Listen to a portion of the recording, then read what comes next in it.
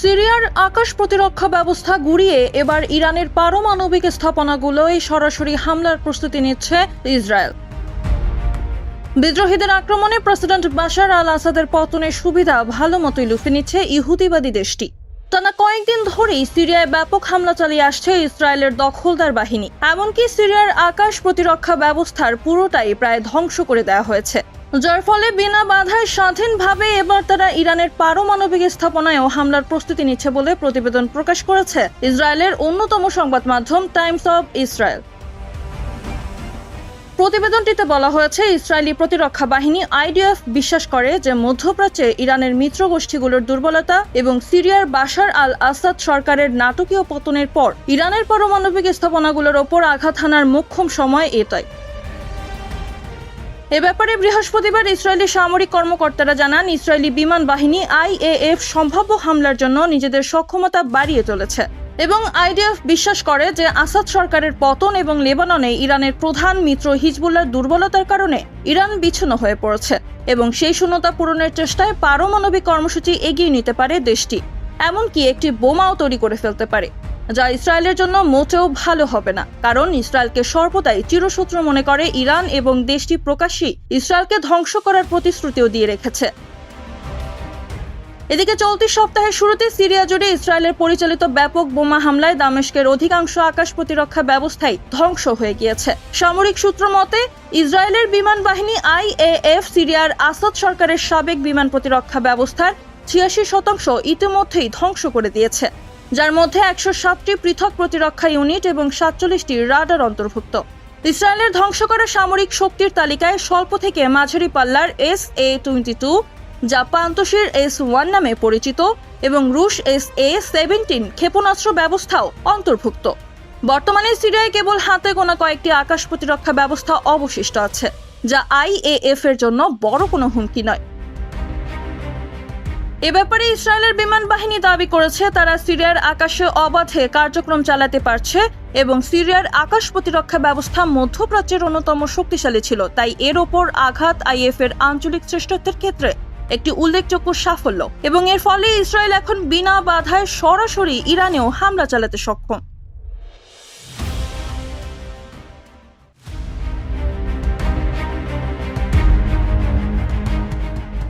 আফগানিস্তানের তালেবান সরকারকে আনুষ্ঠানিক স্বীকৃতি দেওয়ার প্রস্তুতি নিচ্ছে রাশিয়া। 2017 সালে তালেবানকে সন্ত্রাসী সংগঠন হিসাবে তালিকাভুক্ত করে মস্কো, তবে সাম্প্রতিক বছরগুলোতে তালেবানের সঙ্গে তাদের সম্পর্ক বেশ উষ্ণ হয়েছে।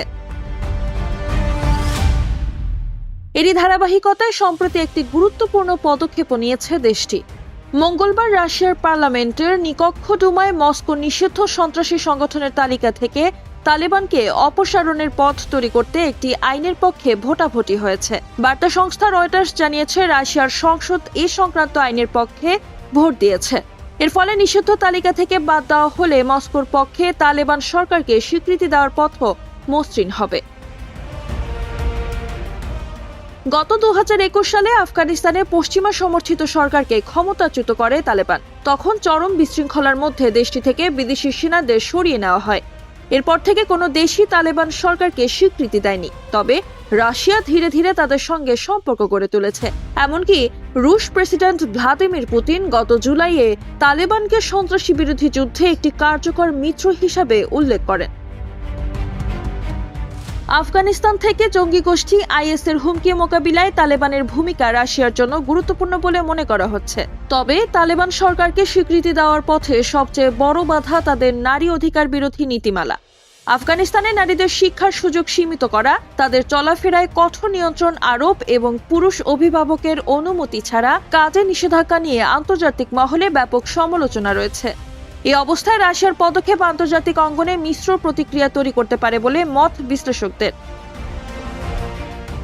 এদিকে আফগানিস্তানের কাবুলের স্বরাষ্ট্র মন্ত্রণালয়ের ভেতরে সন্ত্রাসী গোষ্ঠী IS এর এক আত্মঘাতী বোমা হামলায় তালেবান সরকারের শরণার্থী বিষয়ক মন্ত্রী হাজী খলিলুর রহমান নিহত হয়েছেন। গত বুধবার এ ঘটনা ঘটে।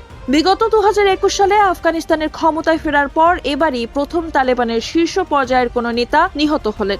স্বরাষ্ট্র মন্ত্রণালয়ের বিভিন্ন সূত্র বলছে, হাক্কানি তার কার্যালয় থেকে বের হওয়ার কিছুক্ষণ আগে এই হামলা চালানো হয়। এ ঘটনায় আরো 6 জন নিহত হয়েছেন। CNN এর এক খবরে বলা হয়েছে, হামলাকারী নিজেকে অতিথি পরিচয় দিয়ে শরণার্থী বিষয়ক মন্ত্রণালয় প্রাঙ্গণে প্রবেশ করেন। এরপর খলিল হাক্কানি দাপ্তরিক কাগজপত্রে স্বাক্ষর করার সময় বোমা বিস্ফোরণ ঘটান ওই হামলাকারী। এ ঘটনায় তালেবানের পক্ষ থেকে বলা হয়েছে, IS এর সন্ত্রাসীরা এ হামলা চালিয়েছে, যা পরবর্তীতে সন্ত্রাসী গোষ্ঠী IS বিবৃতি দিয়ে স্বীকারও করে নিয়েছে।